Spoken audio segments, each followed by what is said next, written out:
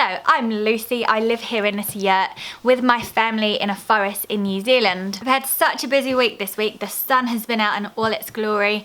We dug a strawberry bed last week at our forest learning collective and got in 30 strawberries.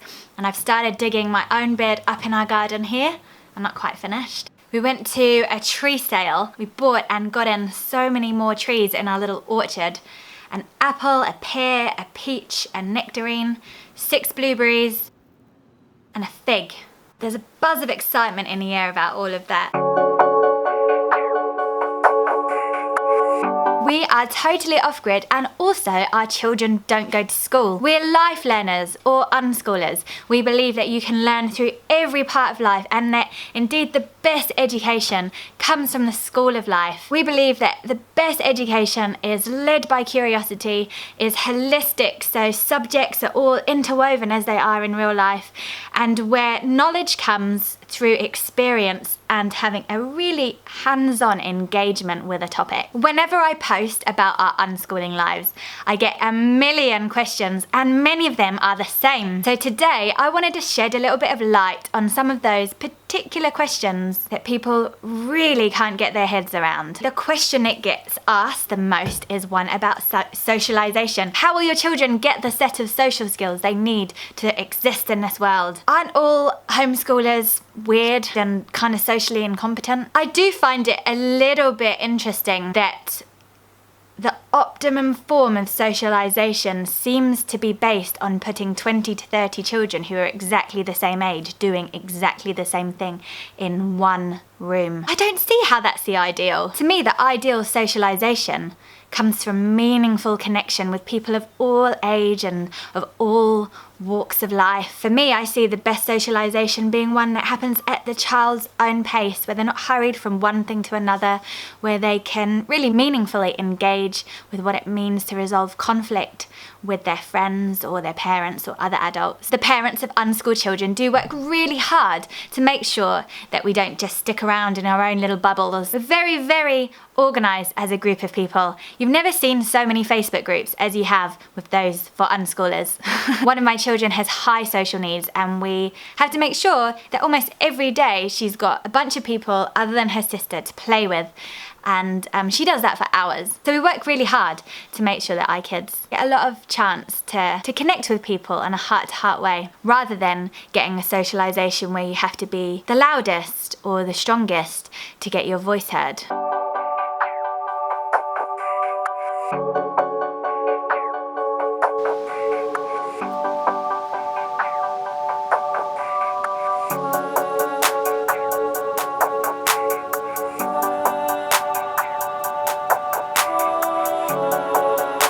Number 2, people think that my children, because they're unschooled, will never get a job, or that they won't ever get the opportunity to go to college. Now, all I can say about my children is that they can do whatever they want. They can go to college if they want to. So often what you find with unschooled children is that they won't go to school, but they'll get a very deep understanding of the topics that they're really passionate about, and they're really brilliant at being able to look at what's available for them and accessing it in order to get where they want to be. So say, for example, Ramona and Juno don't ever go to school. They might, but they may not ever go to school. And then they might get to about 19 and they might think, oh, I actually want to do that. So then they will approach the college and they will talk about the education they've already had. Colleges have put out lots of statements about how they're willing to work with unschoolers this way. And then they will sit exams, they'll study for exams, they'll sit exams, and then they'll go to college if they want to. The main desire I have for my children and for their life is that they know they can do anything, that the world is their oyster, and that they are able to navigate the path that they need to take to bring them to their end result. And you know what? You actually see that a lot in unschoolers. So Dr. Peter Gray recently did a study on grown-up unschoolers, and some really interesting things came out of that. So he found that 58% of them actually had a college degree, so Bachelor of Arts or higher, which is a full 18% more than the average population, which is actually only at 40%. So with regard to the general population, they're actually getting college degrees at a higher rate. Interestingly, that study also showed that 70% of unschoolers believed that their unschooled upbringing allowed them to be highly self-motivated. Over 50% of them are now in roles that involve entrepreneurship, which is probably the number one skill that is required for this upcoming generation. The world is changing so much.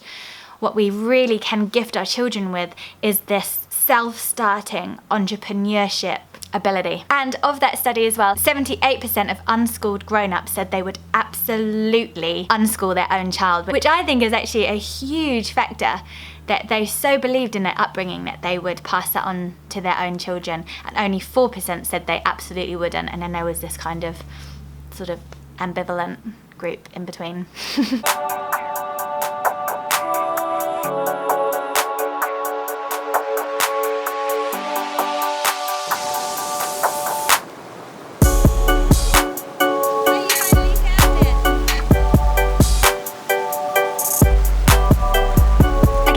One that comes up in the comments from some people is that unschoolers are clearly lazy and neglectful. On one hand, I want to absolutely refute that, because being confident in my decision to unschool has taken so much work and research, looking at how our children's brain develop, how they best learn things. I've really thrown myself into that. Every single day I need to be present to my children, present to where they're at, what they want to do. Some days I'm with them for every second of the day, baking, creating, working with them, driving them to places, going on adventures with them because they wanted to do it. Some days are full and I'm like the opposite of a lazy, neglectful parent. Oh my goodness. And then other days, my children are really, really satisfied. And they do just spend hours and hours playing with each other, wandering next door to the neighbours, cooking themselves lunch. And I simply do a bit of my own work, or do a little bit of gardening, read my novel. And then for tea, we'll have Cocoa Pops. Oh crap, this is meant to be myth busting.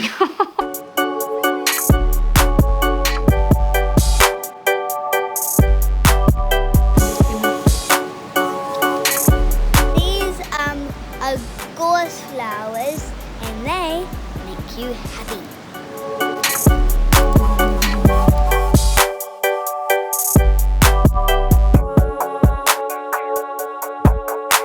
Okay, another bit of truth. A lot of people think that unschooling is just all about education. It's about whether kids are in school or not in school.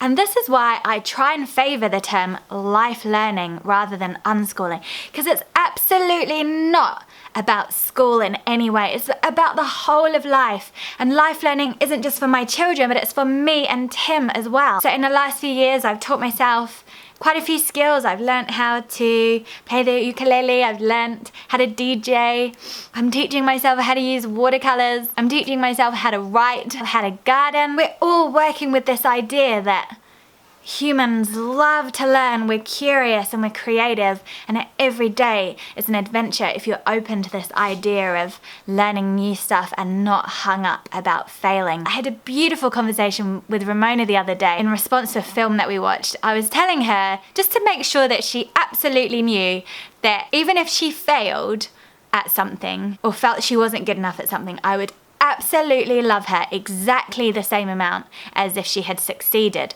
And then I went on to say, and talking about failure, and I was gonna say, blah, blah, you know, failing is just learning. And she stopped me and she said, I know, Mum, failing is just what happens when you're learning something new. She said, it's nothing to be scared of or worried about. It's just something that happens when you're really trying to do something that you've never done before. And I really think that schools do a disservice to our children when they set them up to either be a success or be a failure on different subjects. And I'm kind of different to other unschoolers because I don't know if unschooling as we do it is for everyone. I'm really not convinced about that. I think there's still a place for an education system, but I think that education system needs to change dramatically. I think it needs to take out this whole sense of academic achievement It needs to look at children as whole people. It needs to respect their rights. It needs to celebrate failure and mistakes, because it's only when we're failing and making mistakes that we're ever really learning. Oh, I could talk about that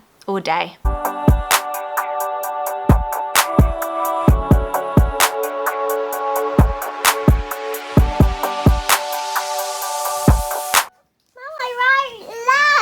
Another one that comes up is when people watch my day in the life films, they take great delight in going through them and noticing where my children are not perhaps quite up to scratch. Everybody has a very strong opinion that children should know all of their numbers up to 100 by the age of 4 or something like that. And actually the truth is that every child is different, and the stuff that each child is good at tends to be the stuff that they care about. One of my children loves numbers and letters, and the other one isn't really interested yet. And having this really strong sense like a child should be doing this at this stage and they should know that at that stage is not very fair on our children, who are all so unique and all have such different passions and curiosities. If we can stand back a little bit and just allow them to flourish where their spirit moves them, we'll have children that eventually enter teenagehood with a much more rounded education, and the significances of when they learn to read and write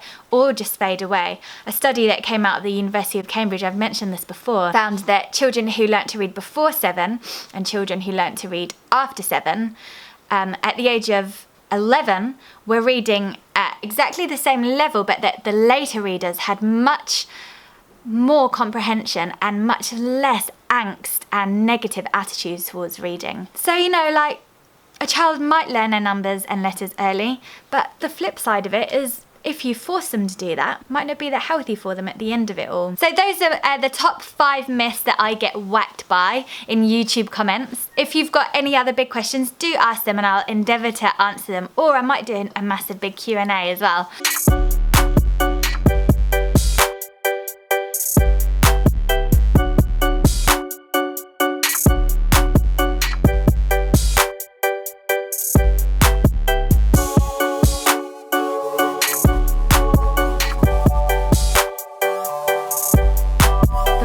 Painted and hid our channel Mum Rocks, and you can click on the link below to find out more info. I think if you find some you can even win money, but we just love doing it because I got to write really super cheesy messages on them all. Thank you so much to all of you who gave me feedback on last week's video. We're having a big gig at our place on Friday, which means we're moving all of our furniture around in here, which at that point we're going to move down to the little year and we're going to begin the big detoxing of the mold up here. So we're feeling quite positive about that. Again, I think we're going to really be able to get on top of it. We're going to buy a dehumidifier.